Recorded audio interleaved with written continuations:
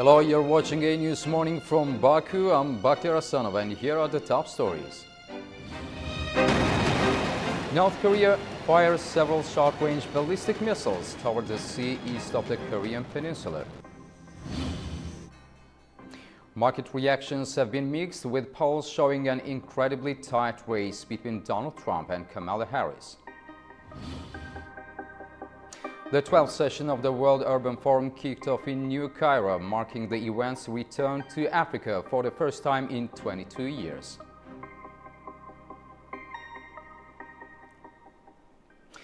North Korea launched at least 7 short-range ballistic missiles off its east coast, according to Japanese officials.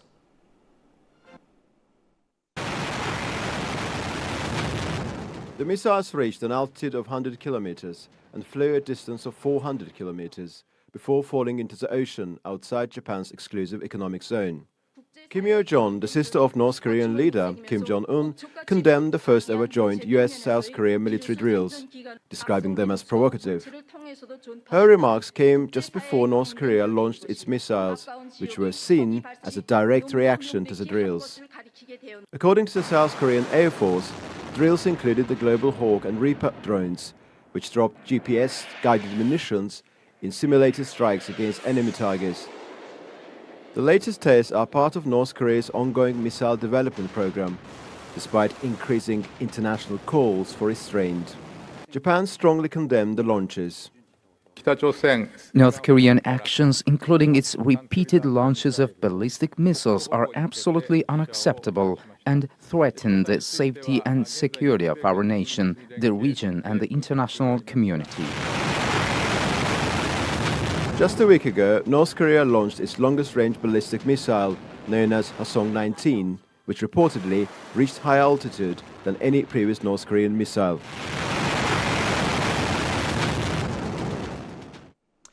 It's the final stage for campaigning for the two hopefuls in the U.S. presidential election. Donald Trump and Kamala Harris are targeting swing states that could give them the best chance of entering the White House. More than 75 million Americans have cast their ballots early. Now the race is on to secure the votes of the rest of the electorate. Nick Harper reports from Washington, D.C. Well, a final full day of campaigning for both Donald Trump and Kamala Harris. They know that after months of crisscrossing the US, after spending millions on campaign ads, it potentially all comes down to this final 24 hours, because we know there are still voters out there who have not yet made up their minds. So we're seeing breakneck speeds from both candidates during the course of Monday. Donald Trump visiting 3 of the 7 swing states, North Carolina, Pennsylvania, and Michigan. Interesting that he is choosing Michigan for his final rally before Election Day, the same place that he did in both 2016 and 2020, Grand Rapids, Michigan. His campaign saying that it comes down to superstition why he's chosen that location again. Kamala Harris, though, by contrast, is sticking to just one state, Pennsylvania. She's hitting 4 different cities during the course of Monday, that heavily suggesting that she feels Pennsylvania will be the make or break state for her. She knows that she needs to maintain that blue wall of 3 swing states, Pennsylvania, Michigan, and Wisconsin. If she wins all 3 of those, she will win the White House. That is her easy route to the Oval Office. So spending considerable time in that state, because the polls suggest it is still neck and neck, really no real daylight between the two of them. And if we think back to 2020, there were razor-thin margins in some of those swing states, some of them coming down to just 10,000 votes between Joe Biden and Donald Trump. So they know that anything that they can do on this final day of campaigning could help to swing things in their favor. But also, as we head into election week, many Americans are saying that they are feeling anxiety, concern, this low-level trepidation about what may take place. Because we know Election Day will happen on Tuesday, but it's what happens next that is concerning voters. How long will it take for a result to come out?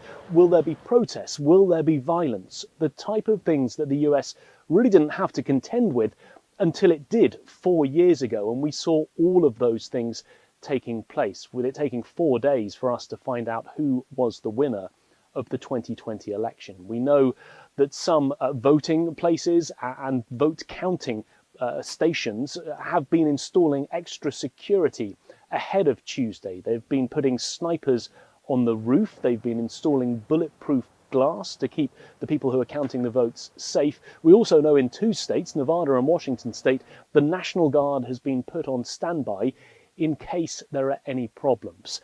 Because bear in mind, during recent weeks, we have seen Donald Trump use that same playbook that he did in 2020, and he has been sowing seeds of doubt about the integrity of this election. Even on Sunday at a rally, he was questioning the integrity of mail-in paper ballots, things that millions of Americans have been using in early voting, and questioning whether or not they should in fact be counted and whether they are valid in this election. Should he lose this, or should there be days when it takes vote counting centres in certain swing states to get a final tally, we could see him moving forward with litigation, lawsuits, the type of things that he did back in 2020. So an important final day for the candidates, but also a week of anxiety for the voters. Nick Harper for AnewZ in Washington.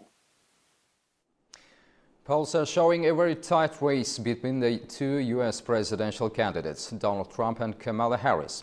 Market reactions have been mixed due to this. A new poll showing Harris leading in Iowa caused some shifts, including a drop in the U.S. dollar and Treasury yields.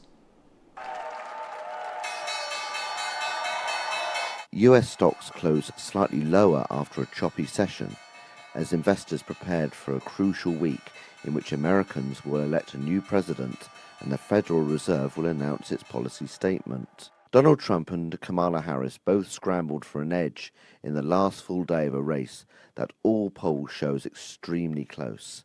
It could take days to determine the victor.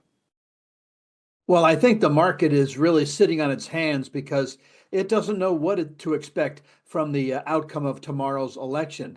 Yes, Kamala Harris has picked up in the Iowa polls, which has been a bit of a surprise. And I think that's probably why the market is softer. Ditto for the bond yields coming down a little bit. But the race is very, very close, and it'll probably be until the end of this week.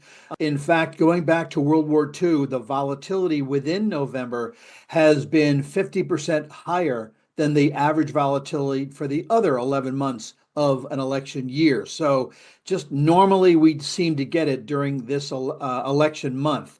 However, that said, the market tends to advance close to about 3% in the final 2 months of the year, not really depending on who wins, but rather the fact that the uncertainty has come to an end. The Trump Media and Technology Group had a strong comeback after starting the day nearly 6% down. Betting sites also showed Harris had the best chance of winning, to which some market watchers are paying attention. In light of the Iowa poll, Harris odds against the Republican former president improved on several betting sites, which many market participants eye as election indicators. The global oil market remains in a state of flux. However, OPEC Secretary General Haitham Al-Ghais expressed optimism about future demand during an energy industry event in Abu Dhabi. The OPEC Secretary General acknowledged existing challenges, but asserted the outlook for oil demand remains positive. The economy is doing well, and that's why we have in our outlook or in our projections, we have the global economy at 2.93%. I think the IMF, World Bank at 3.1%, which is in line with historical traditional numbers. We are very positive on demand. As I said, both in the short term and in the longer term, we see demand in 2050 reaching 120 million barrels per day. Earlier, OPEC Plus members agreed to delay a planned December oil output increase due to weak Chinese demand and rising supplies. The industry leaders stressed the need for significant investment in oil and gas to maintain supplies regardless of potential future demand shifts. The 12th session of the World Urban Forum officially began in New Cairo, starting with a flag-raising ceremony for Egypt and the United Nations. This event has returned to Africa for the first time in 22 years, highlighting the continent's vital role in global urban development. The event will run until November 8 under the motto, "It all starts at home, local actions for sustainable cities and communities." Co-organized by the Egyptian government and UN Habitat, it will attract 20,000 delegates from more than 170 countries. The forum will include 500 sessions and workshops, together with an urban expo showcasing innovative solutions to urban challenges. Air pollution in Lahore, the second biggest city in Pakistan, has hit record levels, pushing residents to urge the authorities for action.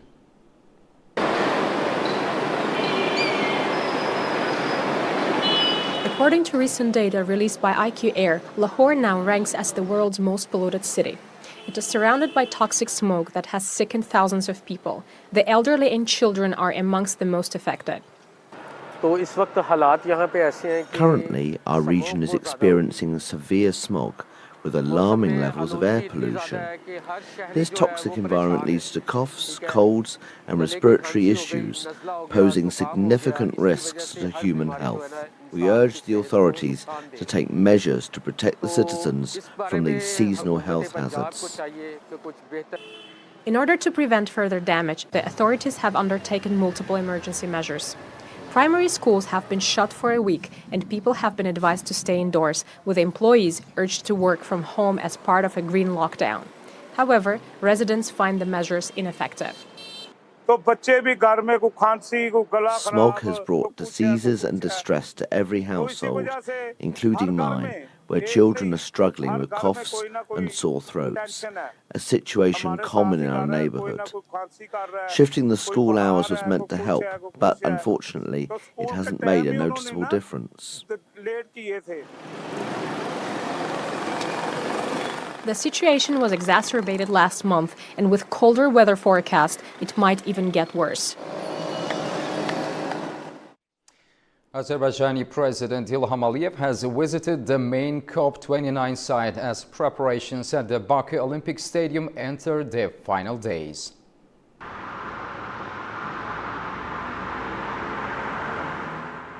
President Ilham Aliyev and First Lady Mehriban Aliyeva examined electric mini-mobiles, together with vehicles, for medical and fire safety purposes. They also reviewed the golf carts and electric buses being used to facilitate the movement of high-level guests in the area during the summit. A notable trend in Azerbaijan's automotive industry is increasing adoption of electric vehicles as an integral element of the strategy to promote sustainable mobility and reduce carbon emissions. With concerns over air pollution and dependence on fossil fuels, the Azerbaijani government has introduced measures to encourage the purchase and use of electric vehicles, including tax incentives and infrastructural development. As a result, EV sales are on the rise. There are plans to create 77 charging points in Baku and its surroundings, 70 on main motorways and at least 20 in the Karabakh region. The President and First Lady toured the Nizami Plenary Hall in the official Blue Zone, where keynote speeches will be delivered. They saw the venues that will host the World Leaders Climate Action Summit and the multifunctional meeting rooms designated for official negotiations. Furthermore, they visited the area dedicated to national pavilions, observing the construction progress. They also explored the Green Zone, designed as an open platform for public engagement with various stakeholders. More than 100 heads of state and government, together with vice presidents, are expected to participate in the COP29 Leaders Summit. More than 50,000 people have already registered to participate in COP29. The President and First Lady also experienced the Center for Solidarity, a joint pavilion of the Haydar Aliyev Foundation and the Zero Waste Foundation, and viewed the exhibition stands of other partners and countries. The scene is now set for COP29. Chinese Academy of Sciences researchers have made significant progress in growing rice in space, which is then cultivated on Earth. This new discovery makes a new chapter in space food security research. It has transpired that space-bred rice seeds can be cultivated effectively. Comparative studies between space-bred rice and Earth-bred rice have paved the way for new discoveries. Researchers found that rice seed embryos develop normally under microgravity conditions. However, plants grown from space-bred rice seeds had a larger leaf angle, which could be problematic during high-density plant cultivation. We observed significant differences in growth between plants bred in space and on the ground, particularly in terms of plant structure. In space, the angle between the leaves becomes notably larger, unlike the more compact growth seen on the ground. The larger leaf angle has a significant impact on high-density plant cultivation, as it obstructs the leaves from effectively carrying out photosynthesis by shading each other, thereby detrimentally affecting their growth. Researchers identified key genes responsible for the leaf angle difference and plan to genetically modify space-bred plants to adjust their leaf angles to enable high-density planting. Space-bred rice also has a taste difference. They contain higher levels of glucose and fructose than ground-grown rice, making them potentially sweeter in taste. These discoveries mark a significant step forward in advancing research on space food security. The researchers plan to continue studying space-bred rice and its potential applications during future space missions, the objective being to ensure sustainable agriculture on Earth.